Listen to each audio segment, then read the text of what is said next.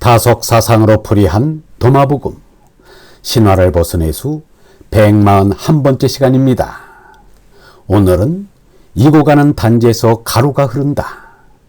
이고 가는 단지에서 가루가 흐른다라는 제목으로 말씀드리겠습니다. 경애하는 얼번 여러분, 도마복음 97번째 말씀은 이러합니다. 말씀 97. 예수가 말하기를 하느님 아버지의 나라는 가루를 가득 담은 단지를 이고 길을 가는 여인과 같다. 그 여인이 먼 길을 따라가는 동안 단지의 손잡이 쪽에 구멍이 나서 그 여인의 뒤로 가루가 흘러내렸다. 여인은 그 벌어진 일을 알아차리지 못하였다. 그 여인이 집에 이르렀을 때 단지를 내려놓고서야 단지가 텅 빈 것을 알게 되었다. 예수는 일생 동안 영원불변한 어레 나라인 하느님 나라를 사람들에게 알리고자 하였습니다. 이 세상의 나라에는 괴로운 일이 많으나 하느님 나라에는 기쁨이 샘솟습니다. 이 세상의 나라에는 근심이 많으나 하느님 나라에는 평안이 넘실거립니다. 이 세상의 나라에는 다툼이 많으나 하느님 나라는 사랑이 넘칩니다. 이 하느님 나라의 소식이야말로 놀라운 소식이 아닐 수 없습니다. 예수는 하느님 나라인 얼나라를 사람들에게 깨우쳐주고자 온갖 비유의 말씀을 하였습니다. 하느님 아버지의 나라는 어레 나라라 사람 몸의 오관으로 인지할 수 없기 때문에 비유로 말할 수밖에 없습니다. 그래서 하느님 나라를 가르친 스승인 예수 석가는 똑같이 비유의 말씀을 잘합니다. 성경과 불경을 읽으면 온통 비유의 이야기입니다.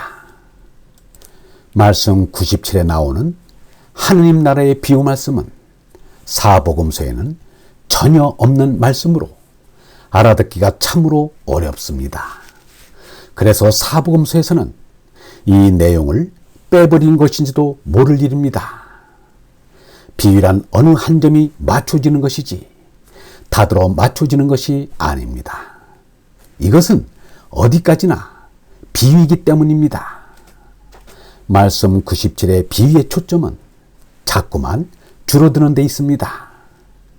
단지가 마음이라면 거기에 가득 담긴 가루는 짐승성질인 수성이라 하겠습니다.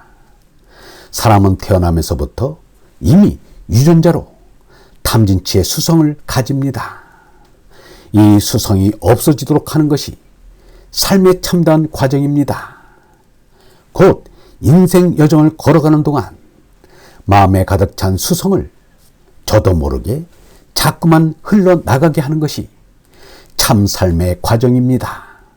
그러나 처음부터 구멍이 꽉 막힌 이들이 훨씬 더 많습니다. 그들은 죽을 때도 수성이 고스란히 남아 있습니다. 가루가 흘러내린 자리에 공기가 들어차듯 수성이 줄어든 자리에 영성이 들어찹니다. 이것이 순조롭게 되면 나이 40살에 부록이 되고 50살에 지천명이 됩니다.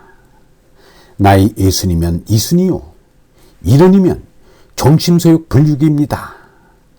이는 공자의 말씀으로 짐승 성질이 자꾸만 작아지고 없어지는 과정을 나타낸 말입니다. 부록은 남과 대적하지 않는 것입니다. 짐승들은 만나기만 하면 싸웁니다. 그런데 싸우지 않게 되었으면 수성이 작아진 것입니다. 짐승인 전하가 작아지면 하느님이 주시는 얼라를 깨닫게 됩니다. 얼라를 깨닫게 되면 소리 없는 하나님의 말씀이 잘 들리게 됩니다. 이것이 공자가 말한 살면서 아는 것입니다. 이것을 노자는 위도일손이라고 하였습니다. 하나님을 가까이 하면 짐승 성질이 줄어든다는 말입니다. 참을 하면 제나가 자꾸 작아진다. 작아지고 또 작아지면 짐승 노릇을 안 하게 된다. 짐승 노릇을 안 하게 되면 하느님의 뜻으로 하지 않음이 없다. 창자는 허실생백이라 하였습니다. 빈 맘에 어르빗이 밝아진다는 뜻입니다. 그러나 세월만 보내고 나이만 먹는다고 저절로 그렇게 되는 것이 아닙니다.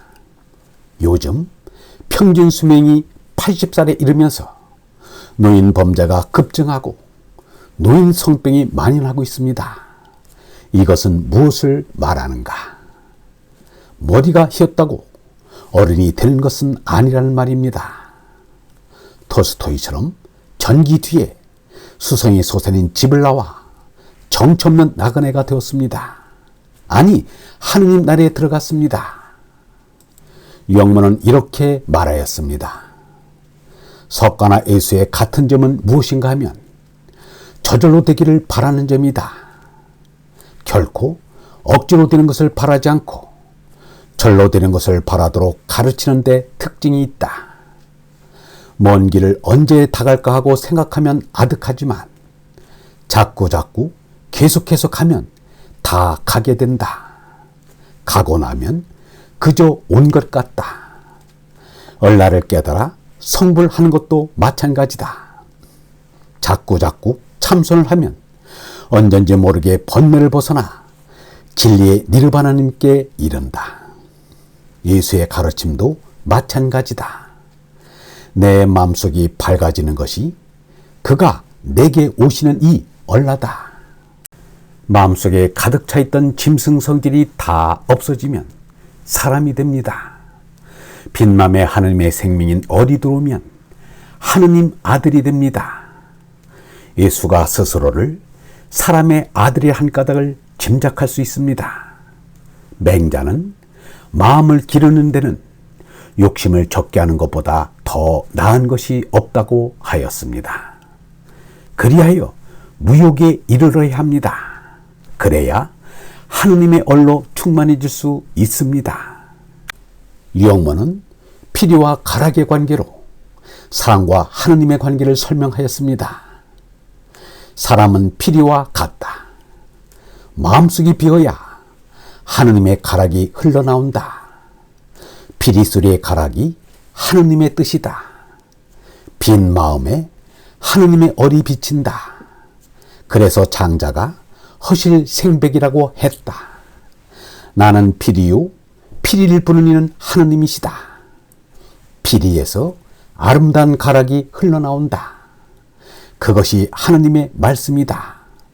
마음이 비어야 한다. 허공이 피리의 본질이요 가락이 피리의 생명이다. 예수는 마음속에서 영원 생명의 생수가 한없이 솟아 흐른다고 했다. 이 세상 떠날 때는 이삿짐 쌀 걱정이 없어서 좋다고 한 유영모의 생각과 버리고 갈 것만 남아서 참 홀가분하다고 한 박경리 생각이 비슷해서 좋았습니다. 그런데 유영모의 일기에는 하느님을 향한 그리움뿐인데 박경리 시집에는 사람에 대한 그리움이 가득합니다. 사람에 대한 그리움도 다 버려야 합니다. 오직 하느님에 대한 그리움만 안고 마지막을 맞춰야 합니다. 하느님 속에 모든 것이 다 있는 것입니다. 얼번 여러분, 마음을 비우고 또 비워서 텅 비면 하느님의 성령이 가득 차게 됩니다.